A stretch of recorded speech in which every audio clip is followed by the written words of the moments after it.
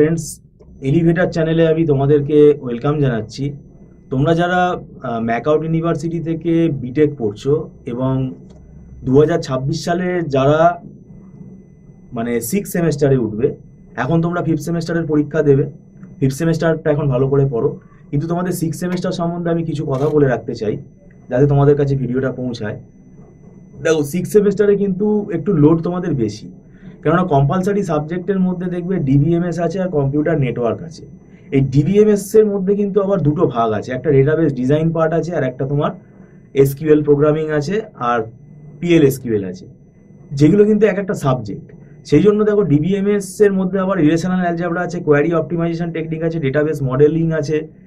এই এই যে আবার ওখানে আমাদের কোয়ারি অপটিমাইজেশনের ওপর অনেক অ্যালগোরিদমও আছে, এবং ফাইল স্ট্রাকচার আছে, ফাইল ম্যানেজমেন্ট আছে, ইন্ডেক্সিং টেকনিক আছে। এইগুলো তার ভেতর আবার অ্যালগোরিদম আছে। তো ডেটাবেস ম্যানেজমেন্ট সিস্টেম কিন্তু পরীক্ষার হলে তুমি নিজে কিছু বানিয়ে লিখতে পারবে না, তোমার আগে থেকে যদি পড়া না থাকে, এবং ব্যাপারটা পুরোপুরি কনসেপচুয়াল। কনসেপ্ট যদি ক্লিয়ার হয়ে যায়, তুমি কিন্তু ইজিলি সেই পরীক্ষার মানে যে কোনো কোয়েশ্চেন তুমি কিন্তু লিখে দিয়ে আসতে পারবে। আর একটা বিষয় হচ্ছে, আমাদের এখানে নেটওয়ার্কিং যে সাবজেক্টটা আছে, নেটওয়ার্কিং সাবজেক্টের মধ্যে কিন্তু অ্যালগোরিদম আছে এবং অঙ্ক আছে। নেটওয়ার্কিং থেকে অনেক অঙ্ক আসে। কোন কোন চ্যাপ্টারগুলো থেকে অঙ্ক বেশি আসে সেগুলো আমরা ক্লাসে আলোচনা করে দিই, এবং এই অঙ্কগুলো কিন্তু ফর্মুলাগুলো খুব জটিল ফর্মুলা, এবং এদের ওপর আবার অ্যালগোরিদম আছে।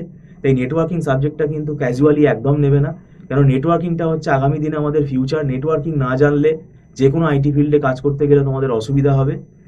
তো এই দুটো কম্পালসারি সাবজেক্ট। এবার দেখো, ইলেকটিভ সাবজেক্টটা আমি ঠিক বলতে পারবো না, কেননা এক একটা কলেজে এক এক রকমের ইলেকটিভ সাবজেক্ট দেয়। ইলেকটিভ সাবজেক্টের যে অপশানগুলো আছে, এগুলো কলেজ টু কলেজ ভ্যারি করে। তো মোটামুটিভাবে ইলেকটিভ সাবজেক্ট আমরা আমাদের যেটা স্পেশালাইজেশন আমরা পড়াই, সেগুলো আমরা পরে ইলেকটিভ নিয়ে একটা আলোচনা করব। তবে আমরা data warehousing, data mining বলে তোমাদের একটা ইলেকটিভ সাবজেক্ট থাকে, সেটাও আমরা পড়াই।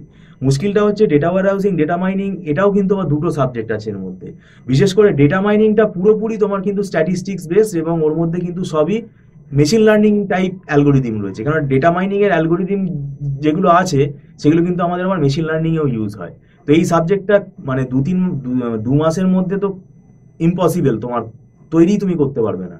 আমরা এই জন্য কি করি, যে কোনো সেমেস্টারই আমরা বলে দিই আমরা 2 মাস আগে অ্যাডমিশন বন্ধ করে দিই। যেমন এখন আমাদের যারা 3rd সেমেস্টার করতে চাইবে, আমরা কিন্তু এখন অ্যাডমিশন ক্লোজ করে দিয়েছি। রেকর্ডিং আছে, রেকর্ডিংটা সেটা আমরা কাউকে ফোর্স করি না, তার প্রত্যেকের ব্যক্তিগত ব্যাপার। তারা যদি পারচেস করতে চায়, সেটা তারা পারচেস করতে পারে, সেটা আমরা একটু ডিসকাউন্টও করে দিই। তো যাই হোক, আমি তোমাদেরকে এই সাবজেক্টগুলো বললাম, অ্যালার্ট হয়ে যাও। ডেটা ওয়্যারাইজিং, ডেটা মাইনিং কিন্তু খুবই ইম্পর্টেন্ট একটা সাবজেক্ট, এটা আমরা পড়াই, ইলেকটিভ হিসেবে আছে। যাই হোক, ভিডিওটা সম্পূর্ণ দেখার জন্য তোমাদেরকে আমি ধন্যবাদ জানাচ্ছি। তোমরা এখন 5th সেমেস্টারের মানে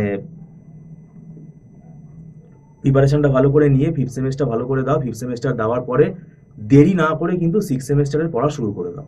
ভিডিওটা সম্পূর্ণ দেখার জন্য তোমাদের ধন্যবাদ জানাচ্ছি। Thank you so much.